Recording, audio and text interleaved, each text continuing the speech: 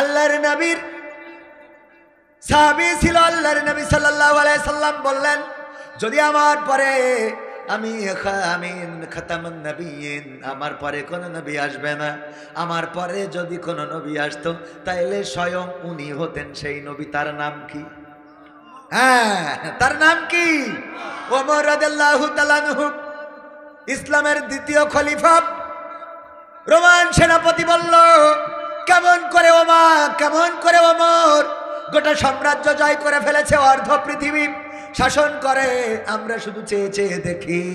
যাও ওমরের সেনাবাহিনী দেখে আসো, যাও ওমরের নিরাপত্তায় কয়জন থাকে দেখে আসো, ওমর রাদিয়াল্লাহু তাআলা আনহুর কয়জন বডিগার্ড আছে দেখে আসো, ওমর কেমন সিংহাসনে বসে দেখে আসো, কেমন তার রাজদরবার দেখে আসো, কেমন তার প্রাসাদ, কেমন তার নিরাপত্তা ব্যবস্থা দেখে আসো। গুপ্তচর চলে আসলো দেখার জন্য, ঘুরতে ঘুরতে চলে আসলো মসজিদে নববীর কাছে। এসে বলল, মদিনাবাসী তোমাদের খলিফাকে। বলল ওমর রাদিয়াল্লাহু তাআলা আনহু, বলল তিনি কোথায় বসেন, কোথায় থাকেন, কোথায় তার রাজদরবার, কোথায় তার প্রাসাদ, কোথায় তার ঘরবাড়ি। বলল আমাদের ওমর খলিফা, কিন্তু তার তো আলাদা কোনো রাজদরবার নাই, তাহলে এই গোটা সাম্রাজ্য শাসন করে কিভাবে, অর্ধ পৃথিবীর নেতৃত্ব দেয় কোন জায়গা থেকে? বলল ওই যে মসজিদে নববী দেখা যায়, ওই মসজিদে নববী ওটাই হলো আমার ওমর রাদিয়াল্লাহু তাআলা আনহুর, আমাদের ওমর রাদিয়াল্লাহু তাআলা আনহুর রাজদরবার। এই যে আর যে তোমরা মেহরাবটা দেখো, ওটাই হলো সিংহাসন। ওই মাটির তখতে বসে, ওখানেই বসে অর্ধ পৃথিবী শাসন করেছে ওমর রাদিয়াল্লাহু তাআলা আনহু। পরের ছাউনিটা খেজুরের, আর পিলারগুলো খেজুরের পাতার, আর পিলারগুলো খেজুরের গাছের। বলল তোমাদের খলিফা কোথায়? বলল আমাদের খলিফার উট হারিয়ে গিয়েছে, তাই খোঁজার জন্য গিয়েছে। আল্লাহু আকবার। উট হারিয়ে গিয়েছে তাই খোঁজার জন্য গিয়েছে। আহারে, উট হারিয়ে গিয়েছে ওমরের উট, আর ওমর রাদিয়াল্লাহু তাআলা আনহু নিজেই খুঁজতে গিয়েছেন। লোকটি অবাক হয়ে গেল, বলল উট হারিয়ে গিয়েছে, খুঁজতে গিয়েছে ওমর। কোন দিকে গিয়েছে? ওই সাহাবী বলল এই যে এই দিক দিয়ে গিয়েছে যতদূর সম্ভব। ওই গুপ্তচরটি সেই দিক দিয়ে যাইতে যাইতে দেখলো একটা মরু প্রান্তরে খেজুর গাছের ছায়ার নিচে যখন শুয়েছিল তখন খেজুর গাছের ছায়াটা ছিল, কিন্তু সূর্য যখন সরে গেছে খেজুর গাছের ছায়াও সরে যাবে না? যাবে না, সরে গেছে। ওই রোদ্রের মধ্যে শুয়া, গাগুলো ঘেমে টপ টপ করে পড়ছে, মরু বালুতে পড়ছে, আর বালু সেইগুলো চুষে নিচ্ছে। মানুষের কাছে জিজ্ঞাসা করলো, এটাই কি তোমাদের খলিফা? বললো হ্যাঁ, এটাই আমাদের খলিফা। ওই গুপ্তচর বলল, ওগো খলিফা, আমি বুঝতে পেরেছি তোমার নিরাপত্তা জনগণ তোমাকে দিয়ে দিয়েছে, কারণ তুমি জনগণের নিরাপত্তা দিয়েছো। অথচ আমাদের সাম্রাজ্যের সম্রাট যিনি, তিনি নিরাপত্তা ব্যবস্থা ছাড়া বের হতে পারে না, তিনি পুলিশ ছাড়া বের হতে পারে না, তিনি বডিগার্ড ছাড়া বের হতে পারে না, তিনি তার ডিবি লাগে, এনএসআই লাগে, ডিজিএফআই লাগে, স্পেশাল সিকিউরিটি ফোর্স লাগে, সেইগুলো ছাড়া, এবং তার 3 দিন আগে আবার চেক করে কোনো কিছু আছে কি না। এত কিছুর পরে তারপরে আমাদের নেতা নেত্রীরা যায়। আর তুমি ওমর, এমন ওমর, এই মরুর প্রান্তরে খেজুর গাছের নিচেই শুয়ে আছো, আকাশের সূর্যটা তোমার দিকে আলো দেয়, আর সূর্যের ঘামে, সূর্যের রৌদ্রের তাপে তোমার শরীরের ঘাম ঝরে পড়ে, সেই ঘামগুলো বালুতে চুষে নেয়, তোমার মনের মধ্যে কোনো ভয় নাই, পাশে উটটা বেঁধে রাখা। ওগো আমার ভাইয়েরা, এইভাবে জনগণের নিরাপত্তা যদি কোনো নেতা নেত্রী দিতে পারে, তাইলে সেই নেতা নেত্রীকে পালানো লাগে না। ঠিক না বেঠে? যারা বললো এই মুহূর্তে বাংলা ছাড়, ৭১-এর রাজাকার, আমরা তো ছাড়তেই তো চাইলাম, তোরা চলে গেলি কেন? কথা কয় না, গেছে না যায় নাই? চলে গেল কেন? চলে যেতে হলো। যদি ন্যায় করো, দাঁড়িয়ে থাকো সত্যের পক্ষে, মৃত্যুবরণ করাও শ্রেয়। বলেন ঠিক না বেঠে? সত্য নিয়ে দাঁড়িয়ে থাকা ভালো, কিন্তু মিথ্যার পরে অহংকার করে থাকা যায় না। মিথ্যার পরে ছিল নমরুদ, মিথ্যার পরে ছিল ফেরাউন। তারা বলেছিল আমরা ক্ষমতার চেয়ারটা পেয়েছি, এই চেয়ারটা এমন চেয়ার যে ওই চেয়ারে বসে দাবি করে বসলো আমি রব। বলেন নাউজুবিল্লাহ। ফেরাউন বলল, আসিয়া, তুমি আমাকে রব হিসাবে মেনে নাও, তুমি তো আমার স্ত্রী, তোমার আগে আমাকে রব মানতে হবে। আসিয়া বলল, দেখো তুমি আমার স্বামী, তোমাকে স্বামী হিসাবে মানতে পারি, তোমার শরীর টিপে দিতে পারি, তোমার কপালে আমি বুলু কেটে দিতে পারি, তোমার চুলগুলো আমি আছড়ে দিতে পারি, তোমার জামা কাপড়গুলো কেচে দিতে পারি, তুমি যা চাও তোমার অধিকার সব আমি করে দিতে পারি, কিন্তু আমার আল্লাহর সাথে শিরক করবা, আমার আল্লাহর বিকল্প আল্লাহ দাবি করবা, আমি আসিয়া মরতে রাজি কিন্তু সেটা মানতে রাজি নই। মৃত্যুকে বরণ করেছেন, কিন্তু নমরুদে ফিরাউনের কাছে কি মাথা নত করেছেন নাকি? না, নত করেন নাই। ইব্রাহিম আলাইহিস সালামকে বলা হলো, ওগো ইব্রাহিম চলো যাই ও কাজের মেলায়। ইব্রাহিম বললেন আমি কেমন করে যাব, মনটা খারাপ, শরীরটা খারাপ লাগে, যাইতে পারবো না। আসলে ইব্রাহিম আলাইহিস সালামের শরীর খারাপ ছিল না, মনের দিক থেকে মানসিকভাবে খারাপ ছিলেন। আল্লাহর নবী ইব্রাহিম এটা এই জন্যে বলেছিলেন, যখন ওই দেশে পৌত্তলিকতা, ওই দেশে মূর্তিকে পূজা করে, মূর্তির বান্দেগি করে, তখন একজন নবী অন্তত তার মন ভালো থাকার কথা নাকি? মন ভালো থাকার কথা, মন ভালো না। আল্লাহর নবী গেলেন না। ইব্রাহিম আলাইহিস সালাম যখন সবাই চলে গেল, ইব্রাহিম ঢুকে গেলেন তাদের উপাসনালয়ে, আর কুড়াল দিয়ে আঘাত করলেন, মূর্তিগুলো ভেঙে ফেললেন। শুধুমাত্র বড় মূর্তি যেটা সেটা রাখলেন এবং তার কাঁধের উপরে কুড়ালটা ঝুলিয়ে রেখে আসলেন। যখন তারা কাজের মেলা থেকে ফিরে আসলো, এসে দেখলো উপাসনালয়ে তো একেবারে বেকায়দা অবস্থা করলো কারা?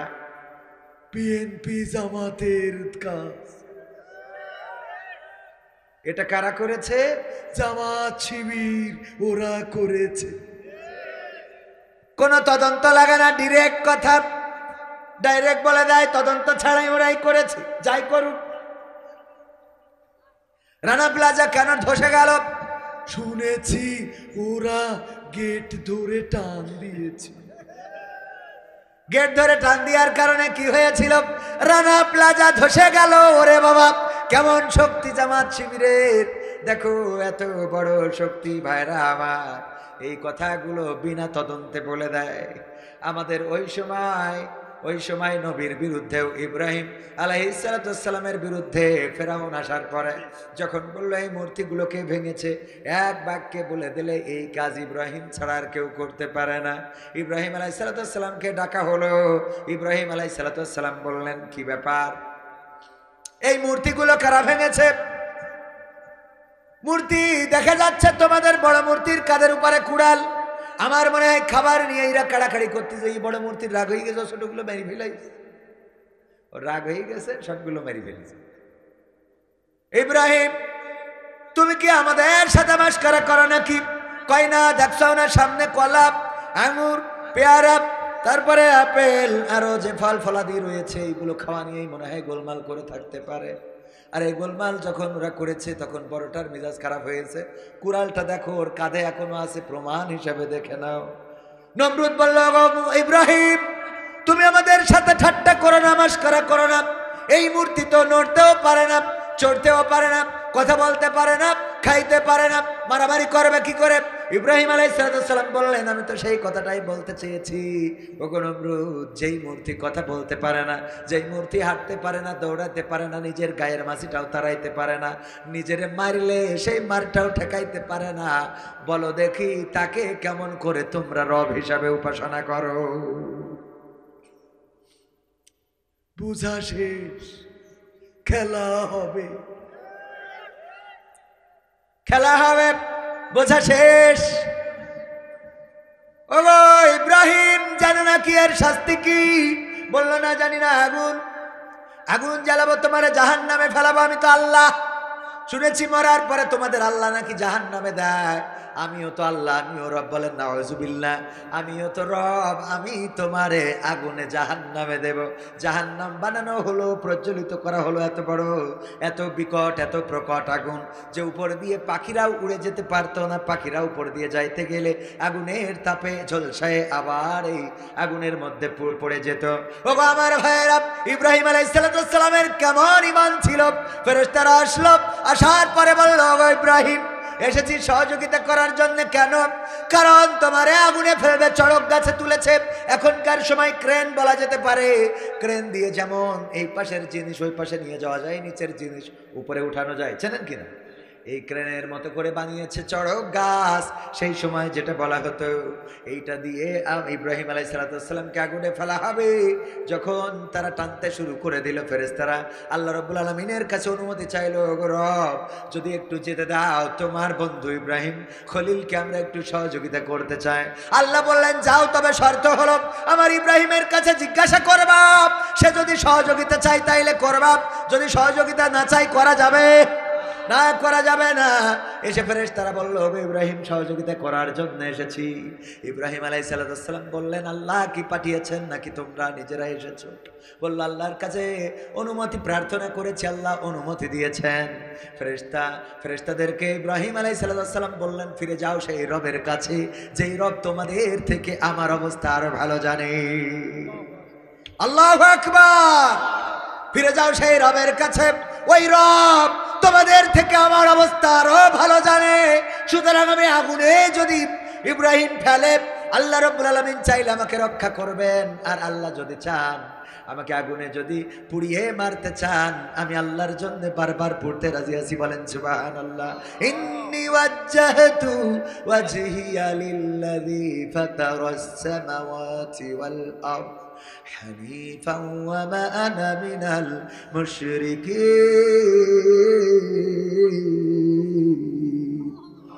আমার আল্লাহ ইব্রাহিম আলাইহিস সালামের বলা কথাগুলো কোরআনে রেকর্ড করে দিয়েছেন। ইব্রাহিম বলেছিলেন, আমি আমার মুখটা ঘুরিয়ে নিলাম, সব দিক থেকে ঘুরিয়ে নিয়ে সেই রবের দিকে করে দিলাম, যিনি আসমান জমিনের স্রষ্টা, সেই রবের দিকে করে দিলাম। আর আমি ঘোষণা করে দিলাম, আমি কোনো মুশরিকদের কাছে মাথা নত করি না। এমন মুসলমান কি এখন আছে? আছে, দুই একটা আছে, এখনো নেই তারা। ফাঁসির কাষ্ঠকে বরণ করে নিয়েছে, তারপরও বাতিলের কাছে মাথা নত করে। ঠিক না বেঠে? আমার কোরআনের পাখিরা যখন ফাঁসি হবে, দেখেন ফাঁসির কাষ্ঠে যাবে, সবার জানা কথা, এত বড় ঈমান, এত কঠিন ঈমান। সন্তানকে ডেকে বললেন, ওগো আমার খোকা, আমি ফাঁসির কাষ্ঠে যে যাব, ফাঁসির কাষ্ঠে তো ঝুলবো, লুঙ্গি পরে যাব নাকি পায়জামা পরে যাব? আমার কবর দেওয়ার জন্য কারা যাবে? তোমাদের আম্মাকে নিয়ে যেও না, এত রাস্তা, আবার অসুস্থ হয়ে পড়বে, তোমাদের আম্মাকে নিয়ে যেও না। এমন কথা বলার মতো ঈমান, এমন কথা বলার মতো ঈমান বাংলার জমিনে এই জামাতে ইসলাম ছাড়া অন্য দলে তেমন একটা আছে বলে আমার মনে হয় না। কাদের মোল্লার ফাঁসি হবে, পায়ের উপরে পা তুলে দিয়েছেন, গ্রিন টি খাচ্ছেন, ফাঁসি হবে। যারা ফাঁসি কার্যকর করেছে তারা বলেছে, কাদের মোল্লা মানুষটা ছোট ছিলেন, সাইজে একটু ছোট ছিলেন রাহিমাহুল্লাহ। ওনাকে যখন ফাঁসির কাষ্ঠে নিয়ে যাচ্ছি, তখন অন্য জল্লাদদের থেকে কাদের মোল্লা বেশি এগিয়ে গিয়েছেন, এত জোরে হেঁটেছেন যে অন্য জল্লাদেরা পিছু পড়ে যাচ্ছে, এমন ভাবে হেঁটেছেন। ওগো আমার ভাইয়েরা, কারণটা হলো যারা আল্লাহর কাছে মাথা নত করে দেয়, তারা পৃথিবীর কোনো অপশক্তির কাছে মাথা নত করে না। তারা জানে অভিভাবক হিসাবে আল্লাহ, তিনি আমাদের হেফাজত করবেন, আর যদি হেফাজত নাও করেন, আমরা শাহাদাতের মৃত্যু নিয়ে জান্নাতের বাসিন্দা হয়ে যাব। আল্লাহর সন্তুষ্টির দরকার। আব্দুল কাদের জিলানী রহমাতুল্লাহ আলাইহি তিনি চিৎকার করে আল্লাহর কাছে দোয়া করতেন, ওগো আমার রব, তুমি যদি আমাকে জান্নাতে দাও, আর তুমি যদি আমার সাথে কথা না বলো, তাইলে আমি ওই জান্নাত চাইবো না, ওই জান্নাতের প্রয়োজন নাই। আর তুমি যদি আমারে জাহান্নামে দাও, যদি আমারে জাহান্নামে দাও, আর যদি বলো আব্দুল কাদের জিলানী জাহান্নামটা কেমন লাগে, আমি সেই জাহান্নামটা চাইবো, যেই জাহান্নামে তুমি আমারে খোঁজ নিবা, যেই জাহান্নামে তুমি আমার সাথে কথা বলবা। ওগো আমার ভাইয়েরা, এমন ঈমান দরকার যে ঈমান আল্লাহর সন্তুষ্টির জন্য হবে, যে ঈমান আল্লাহর জন্য নিবেদিত হবে, যে ঈমান আল্লাহর জন্য আল্লাহর কাছে ছাড়া এই মাথার কারো কাছে নত হবে না।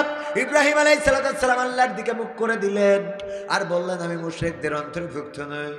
যখন আগুনে ফেলে দিল, আল্লাহ রাব্বুল আলামিনের দায়িত্ব হলো ইব্রাহিমকে রক্ষা করা। আল্লাহ আগুনকে বলে দিলেন, ইয়া নারু কুনি বারদাও ওয়া সালামান আলা ইব্রাহিম। ও আগুন, তুমি আমার ইব্রাহিমের জন্য ঠান্ডা আরামদায়ক হয়ে যাও। ইব্রাহিমের জন্য ঠান্ডা আরামদায়ক শুধু হইলই না, চারিদিকে ফুলের বাগান হয়ে গেল। জান্নাত থেকে সিংহাসন চলে আসলো, ইব্রাহিম আলাইহিস সালাম বসা। নমরুদ বলল, আগুন তোমারে এত কষ্ট করে জ্বালাইলাম, এত কষ্ট করে বানাইলাম, এত কষ্ট করে এই জাহান্নামটা প্রস্তুত করলাম, আর আজকে আমার ডিবি, আমার এনএসআই, আমার ডিজিএফআই, আমার বিজিবি, আমার সেনাবাহিনী, তারা সব আমার বিরুদ্ধে চলে গেল। দাদা ছাড়া আমার আর দেখার কেউ রইল না। ঠিক না বে ঠিক? সবাই গেছে না যায় নাই? দুঃখ করে বলেছে না বলে নাই? ওই সময়ও নমরুদ বলেছিল, ওরে আগুন, এত করে তোরে জ্বালাইলাম, এত তেল পানি খরচ করলাম, এত কেরোসিন ঢাললাম, ডিজেল ঢাললাম, এত খড়ি ঢাললাম, আর আমি আগুন বানালাম, আর সেই আগুন তোরে ইব্রাহিম রে পোড়াও না, এই সেই আগুন তুমি ইব্রাহিম রে পোড়াতে পারো না। আমার নেত্রীও বলল, ওরে ডিজি, ওরে ডিবি, ওরে এনএসআই, ওরে বিজিএফআই না ডিজিএফআই, তারপরে ওরে বিজিবি, ওরে সেনাবাহিনী, ওরে বিমান বাহিনী, ওরে পুলিশ। না, পুলিশ আবার একটু ভালো করেছে, কয় পুলিশ ভালো করতেছে। হ্যাঁ, পুলিশ ভালো করতেছে। আমি এত কষ্ট করি তোকে জ্বালালাম, বানালাম, এত টাকা বেতন দিলাম, এত করে খাওয়াইলাম, তোরা খুন করলি, গুম করলি, যারে চাইলি তারে ধরলি, ধর্ষণ করলি, মারলি, কাটলি, সব দায়িত্ব আমি নিলাম। আর আজকে এই সময় এসে এখন তোরা বলিস যে আমাদের কিছু করার নেই, নেত্রী আপনি চলি যান। কথা কয় না? এটা কোরআন কি? ওয়াতুইজ্জু মান তাশাউ ওয়া তুযিল্লু মান তাশা। কথাটা কার? আল্লাহ যাকে চান তাকে ইজ্জত দেন, আর যাকে চান তাকে অপদস্থ করেন। যেই চেয়ারে বসার কথা ছিল কার, আর যার পদ্মা সেতু থেকে টুস করে ফেলে দেওয়ার কথা, ঠিক না ভাই? ঠিক, টুস করে ফেলে দেওয়ার কথা যারে, সেই ব্যক্তি এখন ওই চেয়ারে। আর পাশের চেয়ারে যার থাকার কথা, আমার জনাব হযরত মাওলানা ওবায়দুল কাদের রাহিমাহুল্লাহ। আলহাজ আজকা আলকাস, হ্যাঁ, খেলা হবে, মাসুদ ভালো হলো না, ঠিক না বেঠে? ও আমার ভাইরা, এই আলহাজ আলকাস না, আপনারা যে ভাষায় যে বিশেষণেই তাকে বলেন না কেন, এই লোকটারে যে চেয়ারে থাকার কথা, ওই চেয়ারে আবার খালেদা জিয়া বসেছে না বসে নাই? ডক্টর ইউনূসের পাশে গা ঘেঁষে ছবি তোলে কিরা? ডাক্তার শফিকুর রহমান সাহেব, ঠিক না বেঠে? যেই জায়গায় মিটিং করার কথা তাদের ওখানে জামাতরা করে। কই করলাম কি আর হইল কি? দেখেন, আল্লাহর পরে আস্থা রাখা দরকার, ইমান রাখা দরকার। সময় দিয়ে দিবেন কি? সময় দিয়ে দিবেন কে? আল্লাহর পরে যাদের ইমান আছে তারা কখনো হারে না, তারা কখনো ভয় পায় না, তারা কখনো দুশ্চিন্তাগ্রস্ত হয় না, তারা কখনো মুসিবতে থেকেও কষ্ট পায় না। তার উদাহরণ দিতে যেয়ে যদি বলি, আমার ভাইজান উনি গরু পালন করে। কি পালন? এই গরু মাঠের মধ্যে খাওয়ার জন্য, গরু যেন খাইতে পারে ভালো করে, পেট ভরে মাঠের মধ্যে ছেড়ে দিয়ে আসছে। হঠাৎ করে পাশে থাকা বন গরুরে দৌড়ানি দিয়েছে ধরার জন্য। বাঘ বের হয়ে, পাশে থাকা বন বাঘ বের হয়ে গরুরে ধরার জন্য দৌড়ে, আপনারা কি বলেন, দৌড়ানি দিয়া? তো দৌড়ানি দিয়েছে। গরুও দৌড়ায়, বাঘও দৌড়ায়। গরু কি বাঘের সাথে দৌড়ায় পারবে? বলেন পারবে?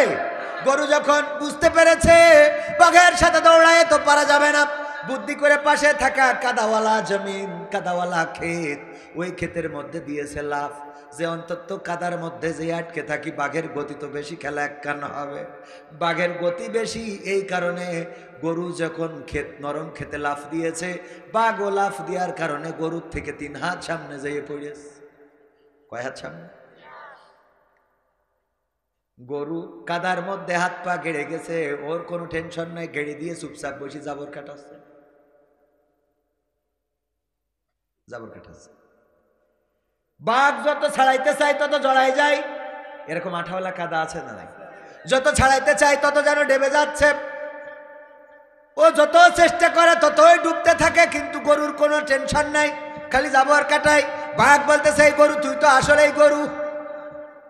তো বলছে, কে ভাই, কি হয়ে গেছে ভাই? কি হয়েছে মানে? এই গরু তুই তো আসলেই গরু, তোর অবস্থাটা কি? এই কাদার মধ্যে লাফ দিলি। যদি আমি তোরে ধরতে পারতাম, আমি খাইতাম, নিজে বেঁচে যেতাম, তুই মারা যাতিস, কথা তো ঠিক।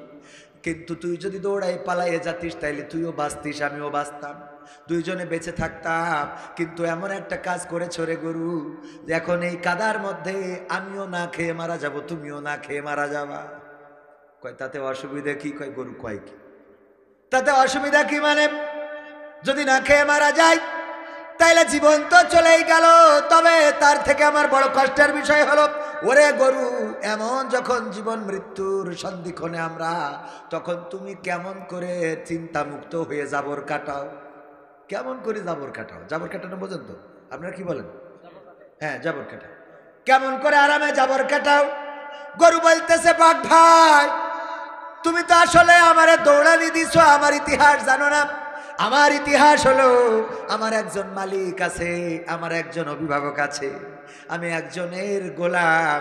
আমি, সে যখন বলে খাইতে যাও আমি খাই, সে যখন নাঙ্গল টানায় আমি টানি, সে যখন আমারে ঘুমাইতে দেয় আমি ঘুমাই, যখন সে আমার গোসল করায় আমি করি, যখন আমি আমার মনিব যা বলে আমি তার তাই করে দিই। এই আমার মালিক আমারে খাইতে দিয়ে গেছে, এখানে খাও, নিতে আসবে, কিন্তু তার মধ্যেই তুমি আমারে ধরার জন্য দৌড়ানি দিয়েছ। ওগো বাঘ, শুনে নাও, তুমি যে তোমাকে ধরতে পারো না, আমি বুদ্ধি করে কাদাতে লাফ দিয়েছি, এখন কেন যাবার কাটাই তোমারে শোনায়।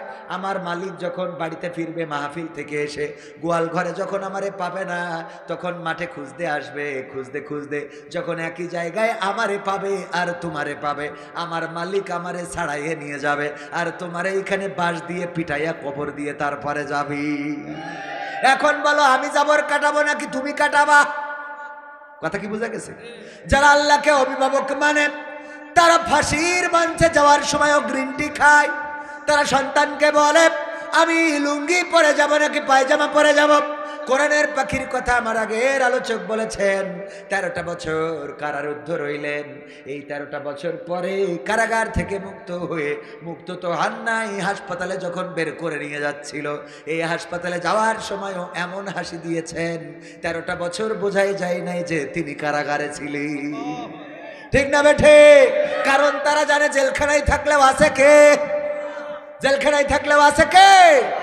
যদি আপনি মুক্ত থাকেন তাও আপনার পাশে আছেন কে? বিপদে পড়েছেন, কেউ শোনার নাই, তখনও আপনার কান্না শোনেন কে? যখন মানুষের মধ্যে রয়েছেন হাজার হাজার মানুষ, লাখো লাখো মানুষ, ওই লাখো লাখো মানুষের মধ্য থেকেও যদি ডাক দেন আল্লাহকে, শোনেন কে?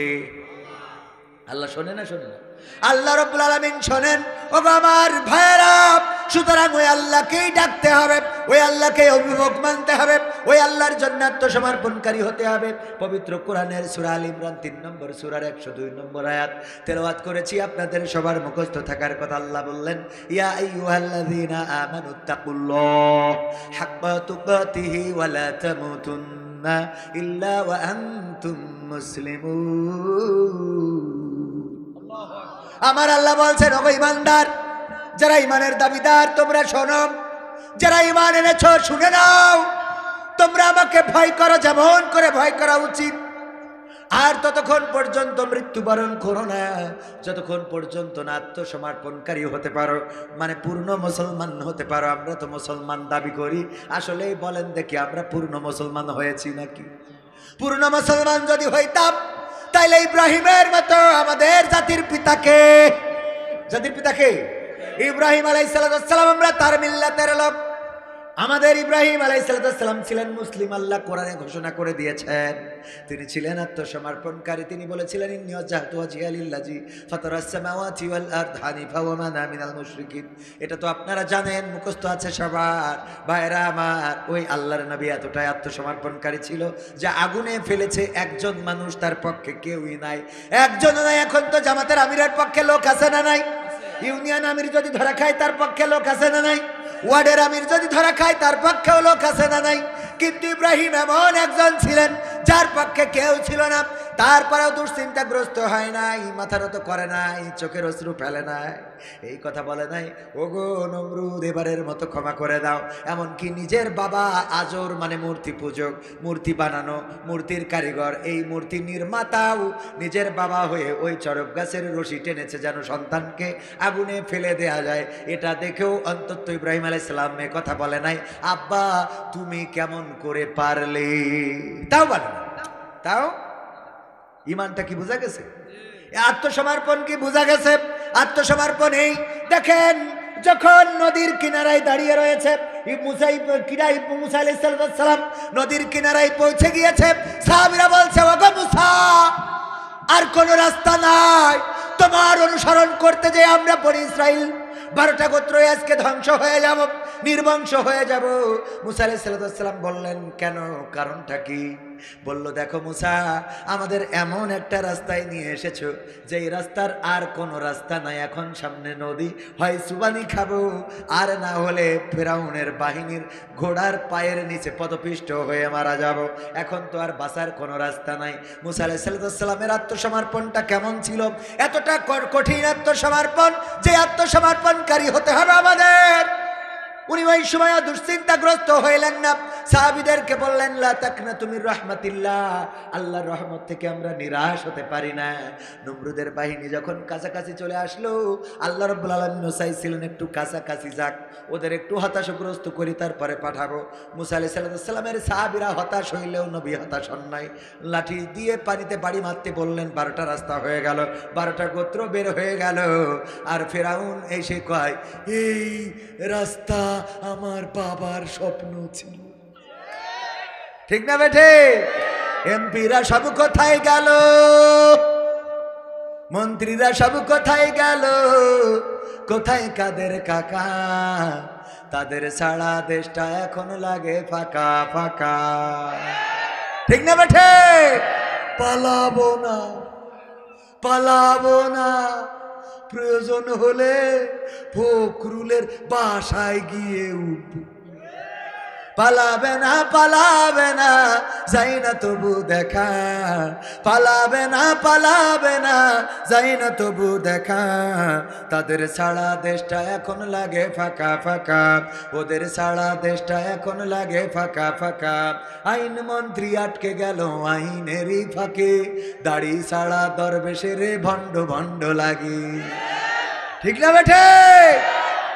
আইন মন্ত্রী আটকে গেল আইনেরই ফাঁকে, দাড়ি ছাড়া দরবেশের ভণ্ড ভণ্ড লাগে।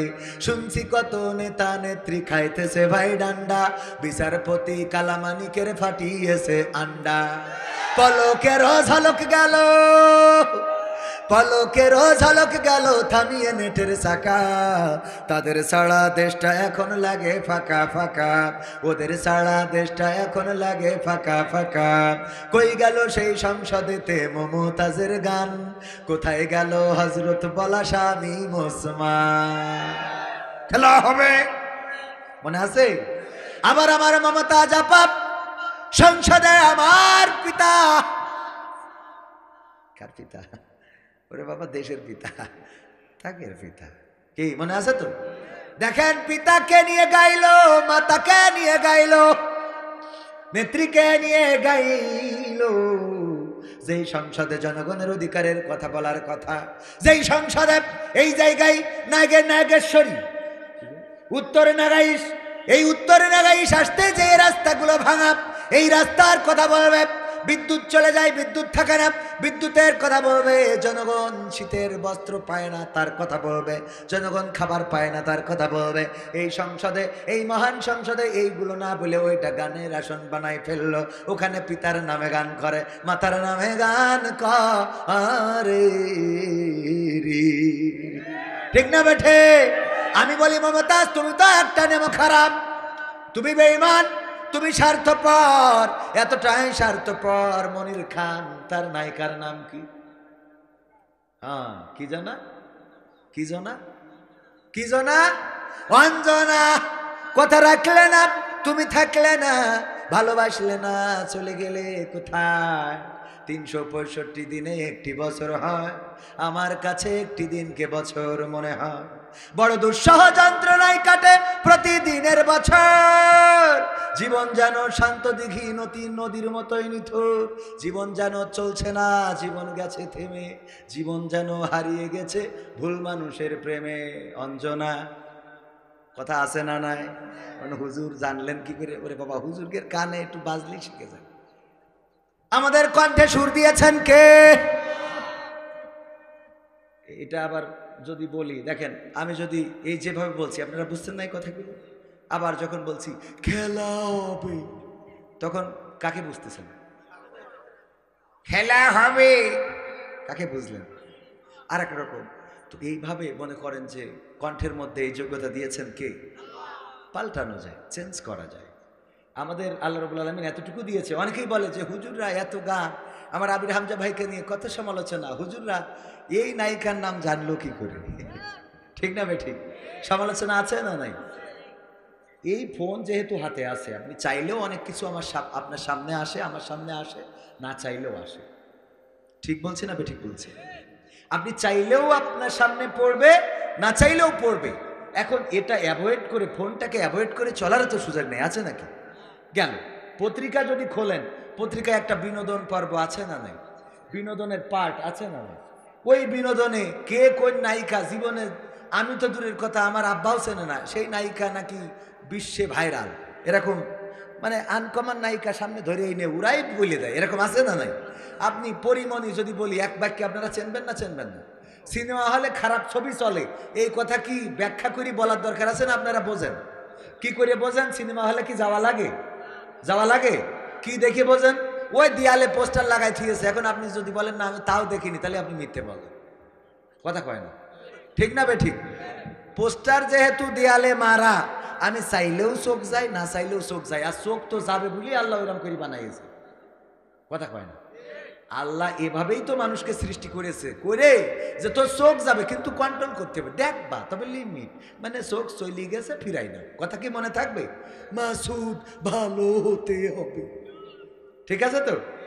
ওগো আমার ভাইরা, এই যে সমালোচনা, আমাদের ভাইরা যারা সমালোচনা করেন, এই সমালোচনা অহেতুক, ভাইকে ছোট করার জন্য, হেই করার জন্য, তাকে মানুষের কাছে অপমানিত অপদস্থ করার জন্য যারা করেন, আল্লাহর কাছে দায়ী থেকে যাবেন আপনি। জামার কথা হলো, যেই নায়িকার নাম আমি বলবো, ওই নায়িকার নাম যদি আপনিও জানেন, তাইলে আমি যদি খারাপ হই আপনি তো 3 ডবল খারাপ, ঠিক না বেঠে? যেই নায়িকার নাম আমি বলার পরে আপনি সাথে সাথে বুঝে ফেললেন, তাহলে আপনি কোন জায়গার আউলিয়া, কথা কয় না।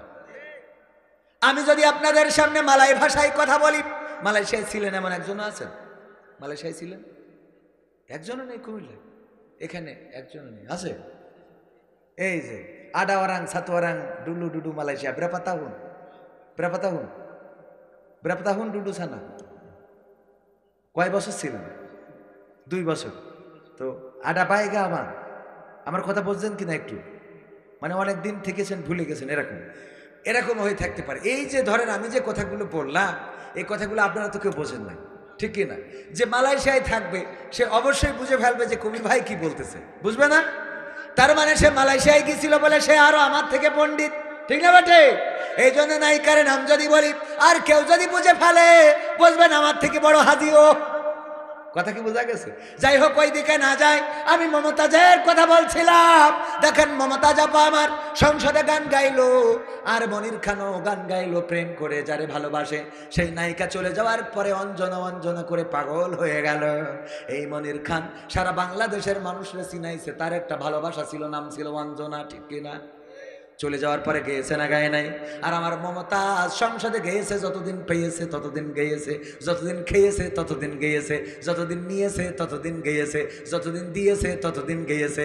আর যখন আমার নেত্রী পালিয়েছে, তখন আমার মমতাজ গান গাওয়া বন্ধ করে দিয়েছে, ঠিক না বেঠে?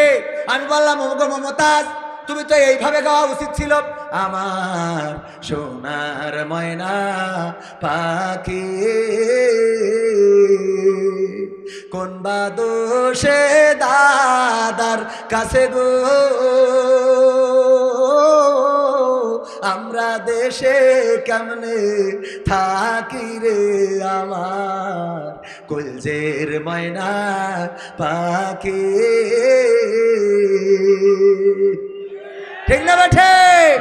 কিন্তু তারা গাচ্ছে না এমন না, তারা গাচ্ছে সেই গানটা গাচ্ছে টয়লেটে যে অথবা আড়ালে যে ফাঁকা মাঠের মধ্যে যে লোকালয় থেকে বের হয়ে যে তারা এরকম করে গাচ্ছে, ও আমার দরদি আগে জানলে তোর ভাঙা নৌকায় চড়তাম না, ও আমার দরদি আগে জানলে তোর ভাঙা নৌকায় চড়তাম না, ভাঙা নৌকায় চড়তাম না আর এই বিপদে পড়তাম না, ওরে বর্ডারেতে খাইলাম ধরা বিসিটাও তো পাইলাম না, আগে জানলে তোর ভাঙা নৌকায় চড়তাম না, ও আমার দরদি আগে জানলে তোর ভাঙা নৌকায়। ঠিক না বেঠে? আমার মমতাজ এই জন্যই বললাম, কই গেল সেই সংসদেতে মমতাজের গান, কোথায় গেল হজরত বলা স্বামী ওসমান, ইনু মেনন দীপু মনি আছে কারাগারে, পাপ করিলেও পাপ কখনো ছাড়ে কি আর তারে, কোথায় গেল স্পিকারের দৃষ্টি আঁকা বাঁকা, তাদের ছাড়া দেশটা এখন লাগে ফাঁকা ফাঁকা, ওদের ছাড়া দেশটা এখন লাগে ফাঁকা ফাঁকা, কোথায় গেল আরাফাত আর ব্যারিস্টার সুমন, কথা বলার সময় তারা করে নিয়োজন, মুরগি কবির খাইছে ধরা জাফর কোথায় আছে, গোপনে কি সেও গেল মোদি দাদুর কাছে, কোথায় গেল আরাফাত আর ব্যারিস্টার সুমন, কথা বলার সময় তারা করে নিয়োজন, মুরগি কবির খাইছে ধরা জাফর কোথায় আছে, গোপনে কি সেও গেল মোদি দাদুর কাছে, কোথায় গেল সালামের কাড়ি কাড়ি টাকা, তাদের ছাড়া দেশটা এখন লাগে ফাঁকা ফাঁকা লাগে কি না? হুজুর আজকে ধানমন্ডি 32-এ আওয়ামী লীগের মিছিল, এ বিষয়ে কিছু বলবেন? আচ্ছা, ওই যে মিছিল করে ওরা কারা কোত্থেকে এলো ওরা? মানুষের তো একটা লজ্জা থাকে, কথা কয় না, যে বাঘের গালে ফেলে থুয়ে হাঁটা দিয়েছে, এখনো যদি ওখানে থেকে এগের পক্ষে স্লোগান দেয়, আজ যাই হোক এগের একটু লুঙ্গি খুলি দেখা দরকার, কথা কয় না? ঠিক না বে? ঠিক। এটা তো লজ্জারও একটা লজ্জা আছে না? মানুষের তো একটা সম্মান বোধ থাকে। এই যে ধরেন আপনার এই রাস্তা দিয়ে যাচ্ছি, হঠাৎ দেখি একজন হলো আমাদের মাহমুদুল হাসান জিয়াদি ভাই বলতো, তখন মোটরসাইকেলের যুগ ছিল, তো ওয়াজ করে মাহফিল করে ফিরেতে যাচ্ছে, তো যাওয়ার পথে দেখে মোড়ের মাথায় একজন ওই প্রাকৃতিক কাজ সারতেছে, বুঝতে পারছেন তো? মানে কি করতেছে? হ্যাঁ, পায়খানা ফেলছে। তো পায়খানা ফেলছে, তো মাহমুদুল হাসান জিয়াদি ভাই চিন্তা করলো, উনি মারা গিয়েছেন রাহিমাহুল্লাহ, আল্লাহ তার কবরটাকে মাফ করুক, সাতক্ষীরার আলেম ছিল এক সময়, আমার আব্বারা একসাথে আলোচনা করতাম। তো মাহমুদুল হাসান জিয়াদি বলতেছে যে যেহেতু রাস্তার তেমাতনার মোড়ে এই কাজটা সারতেছে, রাতের অন্ধকারে মাহফিল করে ফেরার সময় দেখি, তো ওরে একটু যেন লজ্জা পায়, এই কারণে মোটরসাইকেলের হেডলাইটটা ওর দিকে ঘুরাই ধরেছি, যাতে ও একটু লজ্জা পেয়ে আর এই কাজ জীবনে না করে। ও এত লজ্জা পেয়েছে যে লুঙ্গি তুলে মুখ ঢেকে বসে আছে। বিষয়টা কি বোঝা গেছে? মানে লুঙ্গি খুইলে একেবারে উপরে তুলে তো একেবারে মুখ ঢেকে নিচের দিকে যাওয়াই, ও নিচের দিকে যে পদ্মা ব্রিজ দেখা যাচ্ছে, ও দেখে খেলনা। এই যারা এখনো মিছিল করে, এখনো তাদের পক্ষে যারা রাজপথে নামে, ওদের লজ্জার অবস্থায় এইটা ছাড়া কিছু না। এরা বেলেহাজ। একজন স্বৈরাচার গোটা বাংলাদেশে আলেম ওলামাদেরকে কারারুদ্ধ করেছে, আমার মামুনুল হককে রিমান্ডে নিয়ে অসুস্থ করেছে, আমার আমির হামজাকে অসুস্থ করেছে, কোরআনের পাখি আল্লামা দেলোয়ার হুসাইন সাইদির নামে ফাঁসির রায় পর্যন্ত দিয়েছে, আমার নেতৃবৃন্দকে ফাঁসির কাষ্টে ঝুলিয়েছে। তাদের পক্ষে এখনো যারা মিছিলে দাঁড়ায়, আজ যাই হোক কোন মুসলমানের সন্তান হতে পারে না। মুসলমানের সন্তান হলে এই আলেম বিদ্বেষী, তাওহীদি জনতা বিদ্বেষী মাদ্রাসা বিদ্বেষী, কোরআন হাদিস বিদ্বেষী, তাদের পক্ষে কেউ দাঁড়াতে পারে? যারা দাঁড়িয়েছে তাদেরকে বলবো, এত তাড়াতাড়ি মাঠে নামো না। তোমরা একবার আনসার হয়ে নেমেছো, তোমরা একবার রিক্সাওয়ালা হয়ে নেমেছো, তোমরা হিন্দু হয়ে নেমেছো, তোমরা দাদাদের দেশের দালাল হয়ে নেমেছো, সাংবাদিক হয়ে নেমেছো, নানান ভাবে দাঁড়ানোর চেষ্টা করেছো। এই বাংলাদেশের তাওহীদি জনতা জানে 1952তে আন্দোলন করেছিল, রক্ত দিয়েছিল, পাকিস্তানি হানাদারদের বুঝিয়ে দিয়েছিল। রক্ত দিতে জানি, কিন্তু মায়ের ভাষার অধিকার ছেড়ে দিতে জানি না। 1971-এ রক্ত দিয়ে প্রমাণ করেছিল আমরা রক্ত দিতে জানি, শহীদ হতে জানি, কিন্তু বাংলাদেশের মানচিত্রের 1 ইঞ্চি মাটির অধিকার ছেড়ে দিতে জানি না। 2024-এ এসে আমার ছাত্র জনতা বুক পেতে দিয়ে প্রমাণ করেছিল, জীবন লাগে জীবন নাও, রক্ত লাগে রক্ত নাও। তোমরা আমাদের নির্বংশ করে দিতে চাইলে দিতে পারো, কিন্তু তোমাদের বংশের কোন স্বৈরাচার বাংলার জমিনে থাকবে না। বিজয় এসেছে না আসে নাই? বিজয় এসেছে। সুতরাং এখনো যারা দাঁড়ানোর চেষ্টা করো, আল্লাহর কসম করে বলি, এই বাংলাদেশে স্বৈরাচার আর আসবে না। প্রয়োজনে আবারও জীবন দেব, প্রয়োজনে আবারও রক্ত দেব, আবারও শহীদ হব, কিন্তু বাংলাদেশ ওই ভারতের দালাল, ভারতের প্রেসক্রিপশন দেওয়া ডাক্তার মুক্ত করে ছাড়বো ইনশাআল্লাহ। দালালদের কোনো জায়গা বাংলাদেশে হবে? হবে কি হবে? বেঁচে থেকে অযথা বিদ্যা শিখে যদি না গড়তে পারি শোষণবিহীন সমাজটাকে, কি হবে বেঁচে থেকে? কি হবে ছাত্র সেজে চুমু খেয়ে সনদ খানা, যদি হয় বিদ্যালয়টা নায়ক নায়িকাদের আড্ডাখানা? কি হবে ছাত্র সেজে চুমু খেয়ে সনদ খানা, যদি হয় বিদ্যালয়টা পরিমণিদের আড্ডাখানা? এর চেয়ে মরাই ভালো, দেশ ছেড়ে যাওয়াই ভালো, এর চেয়ে মরাই ভালো, দেশ ছেড়ে যাওয়াই ভালো। কি হবে ধোকা দিয়ে বিবেকটাকে, কি হবে ধোকা দিয়ে বিবেকটাকে, কি হবে বেঁচে থেকে অযথা বিদ্যা শিখে যদি না গড়তে পারি শোষণবিহীন সমাজটাকে, কি হবে বেঁচে থেকে? শোনাবো শোনাবো, শেষ পর্যন্ত থাকা যাবে? থাক, আর একটু বলবো, আর 10-15 মিনিট। হোসেনুল্লাহ ভাই আর 10 মিনিট বলুন। হ্যাঁ, 10টা পর্যন্ত ঠিক আছে। আমরা ইনশাআল্লাহ ইনশাআল্লাহ 8 দিনের মাহফিলে আজহারি হামজা হুজুর, মামুনুল হক, এটা কি সত্য? মাহফিলে কি আসবে হুজুররা? মাহফিলে আপনারা দেখেছেন কিনা? যশোরে একটা ঐতিহ্যবাহী মাহফিল হতে যাচ্ছে, জানেন কিনা? জানেন কিনা? মিজানুর রহমান আজহারি ভাই ইনডোরে প্রোগ্রাম করবেন এবং 8টা বিভাগে বিভাগীয় প্রোগ্রাম করবেন। শুনেছেন কিনা আপনারা? তো 8টা বিভাগের প্রোগ্রাম হিসাবে যশোরের, মানে খুলনার প্রোগ্রামটা যশোরে করবেন উনি, এবং যশোরে 8 দিন তথা আকিজ ফাউন্ডেশন, আকিজ গ্রুপের একটা ফাউন্ডেশন, সেটা হলো 8 দিন ফাউন্ডেশন। এই 8 দিন ফাউন্ডেশন এই মাহফিলের দায়িত্ব নিয়েছেন এবং আকিজ শিল্প পরিবার এই মাহফিলটা বাস্তবায়ন করবেন। সেই মাহফিলের প্রথম দিনের মেহমান থাকবেন জনাব মাওলানা মামুনুল হক সাহেব এবং আব্দুল হাই মোহাম্মদ সাইফুল্লাহ ভাই প্রথম দিনের, এবং দ্বিতীয় দিন থাকবেন জনাব মুহতারাম মুফতি আমির হামজা সাহেব এবং রফিকুল ইসলাম মাদানী, ছোট বক্তা যাকে বলে, হাফিজাহুল্লাহ, অনেক সম্মানিত মানুষ। এবং তৃতীয় দিন থাকবেন মুহতারাম আমার শ্রদ্ধাভাজন ওস্তাদজি শায়েখ আহমদুল্লাহ সাহেব হাফিজাহুল্লাহ এবং জনাব মাওলানা ডক্টর মিজানুর রহমান আজহারি হাফিজাহুল্লাহ সাহেব। এই মাহফিল 3 দিন ব্যাপী হবে, যেটা জানুয়ারি 1, 2 এবং 3 তারিখ যশোরের 8 দিন সকিনা মেডিকেল কলেজ হাসপাতাল সংলগ্ন মাঠে, বিশাল বড় মাঠ, কয়েক শত জমি কিনে রাখা আকিজ পরিবারের, সেই জমিনের উপরে এই মাহফিল করবে এবং গোটা মাহফিলটার দায়িত্ব নিয়েছেন আকিজের শিল্প পরিবার।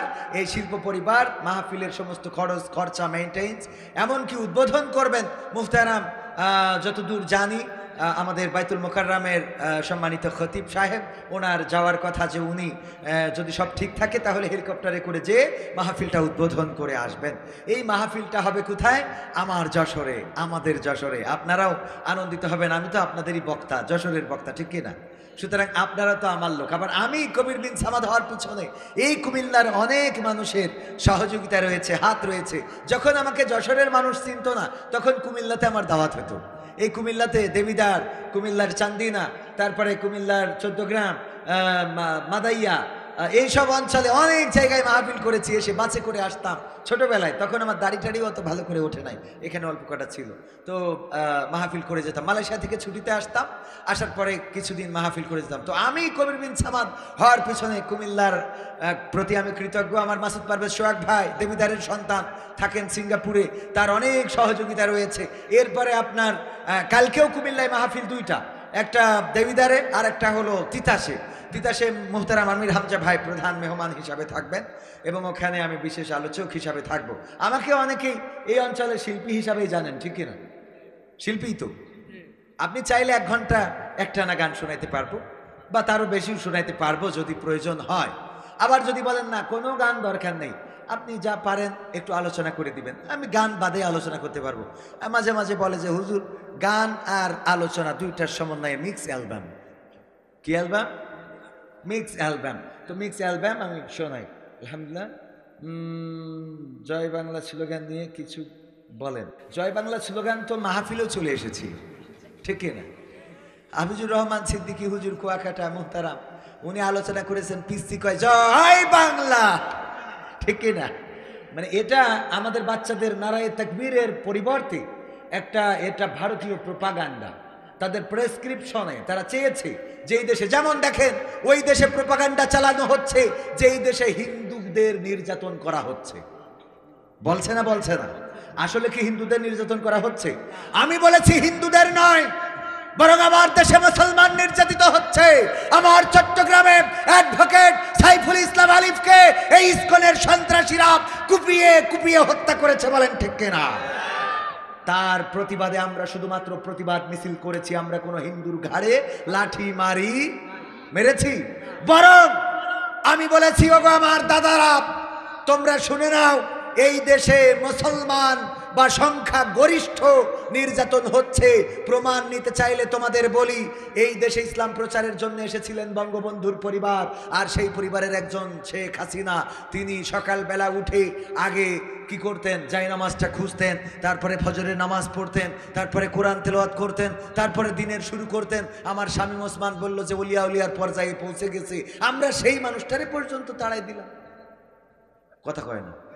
এটা সংখ্যালঘু না সংখ্যাগরিষ্ঠ? সংখ্যাগরিষ্ঠের পক্ষের লোক না? তাইলে প্রথমে গেল তিনি, 2 নম্বর আউলিয়া জনাব শামীম ওসমান হাফিজাহুল্লাহ। 80-90 রাকাত তাহাজ্জুদ না পড়ে ঘুমাতে যায় না, ঠিক না বেঠিক? এই তাহাজ্জুদ গুজারি এই পীর সাহেবকে আমরা পাঠাই দিলাম বুরখা পরাইয়া। সংখ্যালঘু না সংখ্যাগরিষ্ঠ? 3 নম্বর আউলিয়া জনাব দরবেশ সালমান এফ রহমান দরবেশ, যখন শেয়ার বাজারে মৌজেজা দেখায় সব দখল করে নিল, তারপর থেকে আমরা তাকে পীর মানি, ঠিক কিনা? শেয়ার বাজার কেলেঙ্কারি করেছে না করে না? তার মৌজেজা দেখিয়েছিল যে দরবেশের মৌজেজা কি। এই মৌজেজা দেখানো দরবেশ রে দাড়ি পর্যন্ত আউট হয়ে গেল। কথা কয় না? 4 নম্বর আউলিয়া জনাব হযরত ওবায়দুল কাদের হাফিজাহুল্লাহ। এই পীর সাহেব কত কনফিডেন্স নিয়ে বলল, পালাবো না, প্রয়োজন হলে ফখরুলের ঠাকুরগাঁওয়ের বাসায় গিয়ে উঠব, জায়গা দেবে। এই লোকটাও আমরা কোথায় গেছে গৌর গোবিন্দের মতো এখনো খুঁজে পেলাম না, ঠিক না বেঠিক? এটা সংখ্যালঘু না সংখ্যাগরিষ্ঠ? 5 নম্বর আউলিয়া জনাব মানিক্কা বিচারপতি। এইটা বুঝলো যে দুনিয়ার সুখই না, এই জন্যে সব ছাড়িয়ে ছুড়িয়ে দিয়ে দাড়ি টুপি রেখে কলা পাতায় বাগানে যেয়ে শুয়েছিল, ঠিক না বেঠিক? যে একেবারে চলে আইছি বনবাসে। একজন বলছে যে এই আমার রানীকে বনবাসে পাঠাও। তা বলছে রাজামশাই, রানীকে এত সুন্দরী নারী বনবাসে পাঠাইয়ে কি হবে? তার সেই আপনি এক কাজ করেন, আমার সাথে দিয়ে দেন। কেন? তা বলছে আমি তো প্রায় কাছাকাছি বনের মধ্যেই থাকি, আর আমার বাড়ির কাছে বাঁশঝাড়ও আছে। বনে বাসে না দিয়ে আমার কাছে দেন, আমার বাড়ির কাছে বাঁশঝাড়ও আছে, আর বনের মধ্যে আমার বাড়ি। তো এই যে অবস্থা, এই যে বনবাস, সে চিন্তা করলো যে পীর সাহেব উনি টুপি দাড়ি এগুলো রেখে কি করলো, কলা পাতায় শুয়ে থাকলো। আমরা তার ধরলাম বিসি পর্যন্ত খুঁজে পাই না, কথা কয় না। এরপরে ইনু মেনো এরা জীবনে রাম বামের পক্ষের লোক, তাদের পাগড়ি পরাইতে আমরা করাই নিয়ে আইছি, কথা কয় না। এদের আমরা ধরি জেলখানায় নিয়ে কারোর উপর দিয়ে কারোর নিচেতে ডিম খাওয়ানো হচ্ছে, ঠিক না বেঠিক? এরা সংখ্যালঘু না সংখ্যাগরিষ্ঠ? আরাফাত, ব্যারিস্টার সুমন, গরু বেচছি ঠেকা দিমু তোমরা খালি গোল করবা, গরু বেচছি ঠেকা দিমু তোমরা খালি খেলবা, ব্রিজ করিয়ে দেবো, তোমাদের যা লাগবে তাই আমি দিব। কত কথা, কত মাত্রাই রে ভাই। এই লোকটাকে আমরা ধরেছি না ধরি নাই? পলক যে নেটের ঝলক দেখাইলো, জেলখানাতে বেরোচ্ছে, ঠিক না বে ঠিক?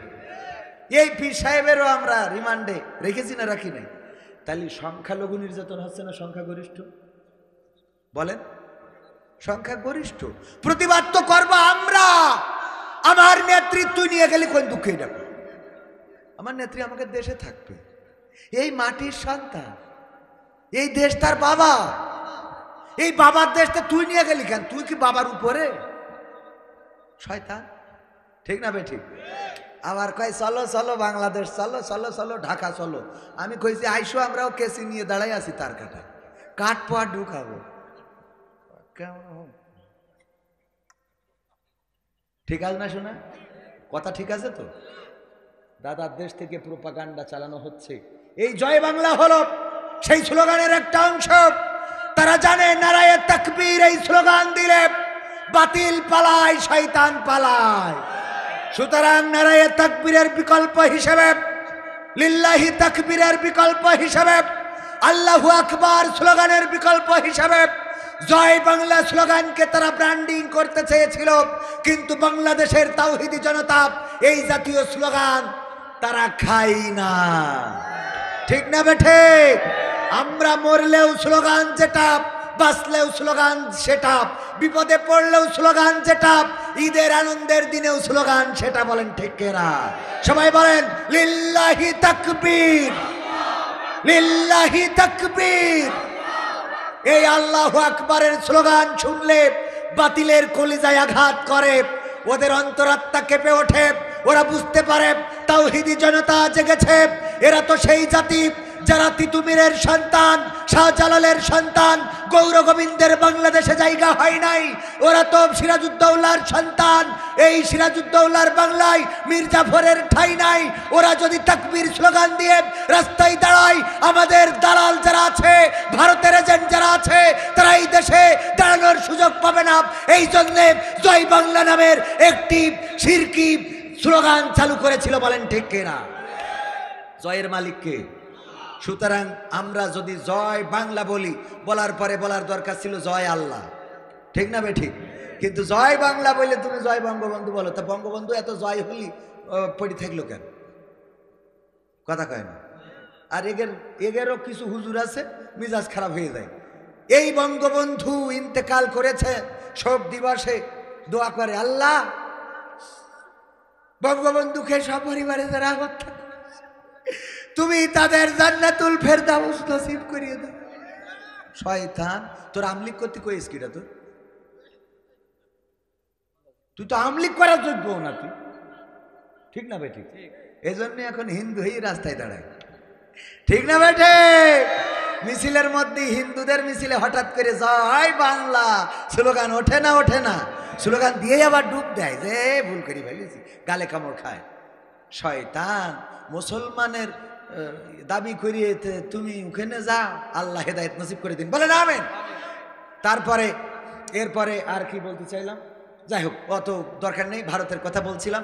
দাদাদের দেশে শুধু এতটুকু বলতে চাই, ওরা তো তারা যারা আমাদের দেশে সাম্প্রদায়িক দাঙ্গার কথা বলে, ওরা আমাদের বাবরি মসজিদটাকে ভেঙে রাম মন্দির বানিয়েছে, ঠিক না ঠিক? আমার বাবরি মসজিদটাকে ভেঙে রাম মন্দির বানিয়েছে। আমার মসজিদগুলো ভারতে যেগুলো আছে, মুসলমানরা স্বাধীনভাবে ইবাদত করতে পারে না, সেই মসজিদের সামনে যে ঢাক ঢোল সাজর বাজর এইগুলো বাজিয়ে থাকে, বলেন ঠিক কিনা? মুসলমানদের আটকে ধরে তাদেরকে জয় বাংলা জয় শ্রীরাম বলে স্লোগান দেওয়ায় গরু খাওয়ার অপরাধে পিটিয়ে পিটিয়ে হত্যা করে। আর আমি চ্যালেঞ্জ করেছি, আমার বাংলাদেশে আজ পর্যন্ত একটা মন্দির ভেঙে মসজিদ হয় নাই। কোন হিন্দুকে ধরে নারায়ে তাকবীর আল্লাহু আকবার স্লোগান দেওয়ানো হয় নাই। কোন মন্দিরের সামনে যেয়ে মুসলমানেরা আজান দেয় নাই। আমাদের দেশে হিন্দু বৌদ্ধ খ্রিস্টান মিলে মিশে বসবাস করে, বলেন ঠিক কিনা? আর দাদারা আমাদের বলে আমরা নাকি এই দেশে সাম্প্রদায়িক দাঙ্গা বাঁধাচ্ছি। সাম্প্রদায়িক দাঙ্গা আমার দেশে নেই, সাম্প্রদায়িক দাঙ্গা তো তোমার দেশে, যেই দেশে মুসলমানরা স্বাধীনভাবে বসবাস করতে পারে। এমনকি তারা এতটাই শয়তান, এতটাই বেআদব বেলেহাজ, ভারতের মিডিয়াগুলো প্রতিবাদ জানায় ওই কুলাঙ্গার সাংবাদিকদেরকে।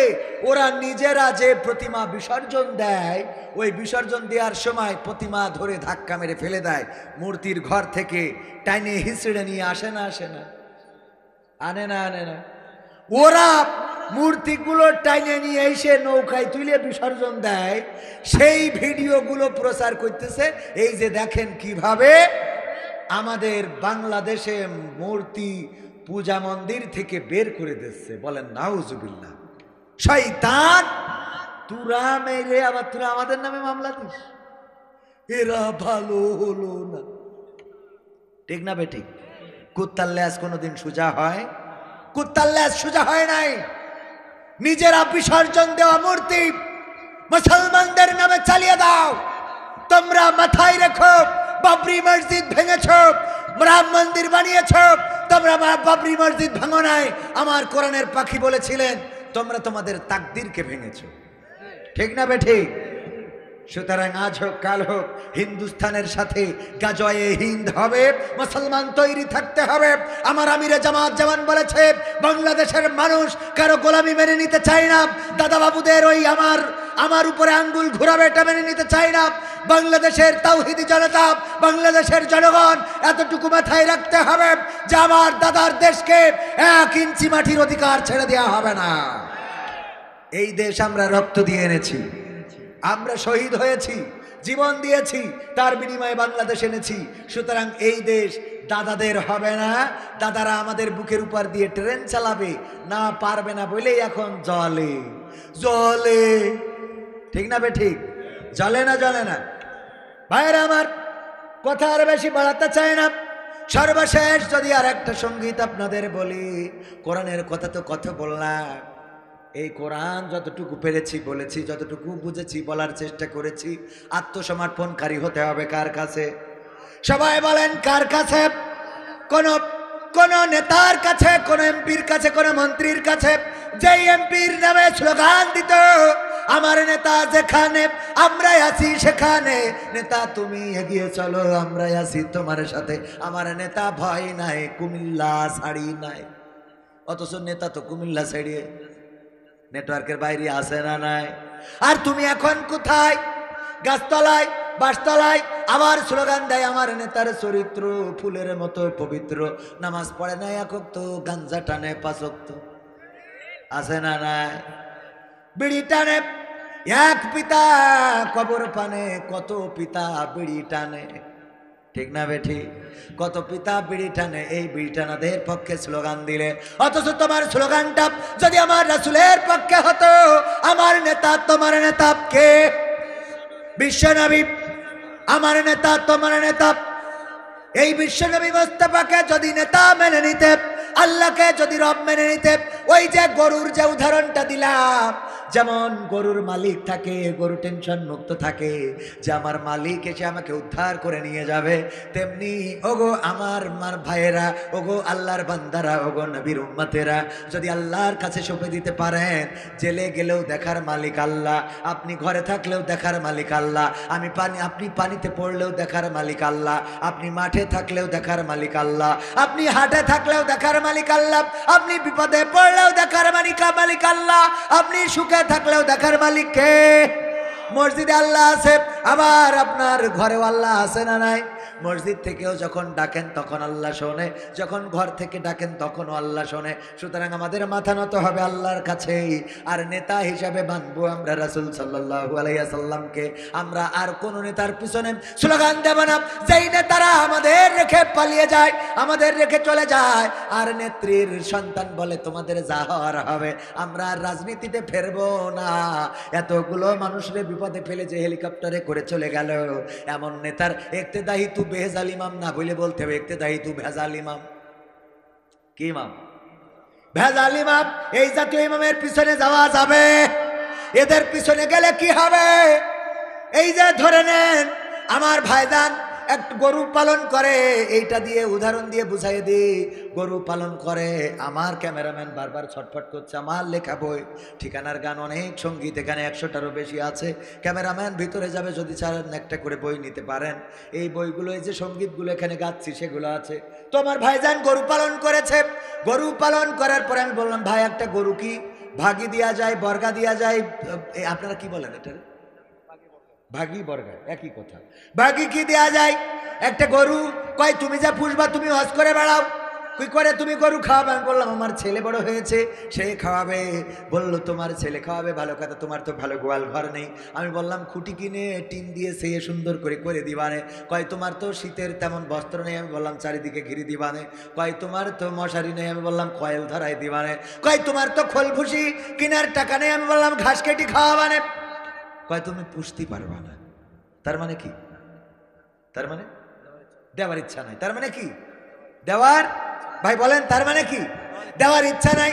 উত্তর গগনে কালো মেঘ জমা হয়েছে, হঠাৎ মেঘের পূর্বাভাস, বিদ্যুৎ চমকানি শুরু হয়ে গেল, বজ্রপাত একটা উনার গোয়ালের পরে পড়েছে। সকালবেলা ডাক দিচ্ছে, ওগো কবির বিন সামাদ ভাই গরু নিতে চাইলে নিবা নাকি? বললাম যে দিলে তো নেবো। কয় লোকজন ডেকে নিয়ে আসো। বললাম লোক লাগবে কেন? আপনিও হুজুর মানুষ, আমিও তো একেবারে খারাপ না। একটা বাছুর হইলে আপনি নিবেন, একটা হইলে আমি নেব, এই তো ভাগাভাগি বন্টন। কয় দেখো একা নিতে পারবা কিনা। গোয়াল ঘরে যেয়ে দেখি 4 হাত পা সব একদিকে, 4 হাত পা সব একদিকে। লেজের দিকে তাকায় দেখি না নট নড়ন চড়ন, কোনো নেটওয়ার্ক নেই, টাওয়ার পায় না। নাকের কাছে হাত দিয়ে দেখি নিঃশ্বাসও নেয় না। আমি আস্তে করে বললাম গরুটা কি মারা গেছে নাকি? বলছে মারা গেছে বলেই তো তোমার ডাকছি, গরুটা ফেলতে জাতি হবে। মারা গেছে বলে, মারা গেছে বলে ডাকতেছি। জীবন্ত থাকতে গরু কি বললো মনে আছে তো? গোয়াল নাই, খোল নাই, ভুসি নাই, খাওয়ানোর ঘর নাই, রাখার ঘর নাই, শীতের কাপড় নাই। এবার যেই মরে গেছে সেই আসব, গরুটা ফেলতে হবে। ওগো আমার ভাইয়েরা, যারা দুনিয়ায় চলার পথে আল্লাহ রসুলের দাড়ি ভালো লাগে না, টুপি ভালো লাগে না, আল্লাহ রসুলের আনিত দিন পছন্দ হয় না, ইসলাম ভালো লাগে না, নামাজ ভালো লাগে না, রোজা ভালো লাগে না, মরার পরে তাদের যখন হুজুরকে ডেকে বলে হুজুর এই লাশটা এখন জানাজা পড়ায় কবরে দিতে হবে, ওই লাশ অন্তত আর কাঁধে নেওয়া যাবে। কথা কয় না নিয়ে যাবে? আল্লাহ আমাদের সহি সমঝ দান করুন, বলেন আমিন। পড়েন আল্লাহুম্মা সাল্লি আলা মুহাম্মাদ ওয়া আলা আলি মুহাম্মাদ কামা সাল্লাইতা আলা ইব্রাহিম ওয়া আলা আলি ইব্রাহিম ইন্নাকা হামিদুম মাজিদ। আল্লাহুম্মা বারিক আলা মুহাম্মাদ ওয়া আলা আলি মুহাম্মাদ كما باركت على إبراهيم وعلى آل إبراهيم إنك حميد مجيد. الحمد لله رب العالمين. ربنا ظلمنا أنفسنا وإن لم تغفر لنا وترحمنا لنكونن من الخاسرين. ربنا آتنا في الدنيا حسنة وفي الآخرة حسنة وقنا عذاب না। ওগো আল্লাহ, গভীর রাত তোমার বান্দাদের নিয়ে এই শীতের রাতে এখনো পর্যন্ত তোমার বান্দারা রাত জেগে বসে আছে কোরআনের সম্মানে। আল্লাহ এই দিনের মাহফিলের সম্মানে তোমার বান্দা যারা এসেছে, আল্লাহ তুমি দয়া করে সকলকে তোমার শাহী দরবারে কবুল করে নাও। আল্লাহ তুমি সকলের জীবনের গুনাহ খাতাগুলো মাফ করে দাও। ওগো আল্লাহ, আমরা জেনে না জেনে, বুঝে না বুঝে শয়তানের ওয়াসওয়াসায় পড়ে কত গুনাহ করলাম।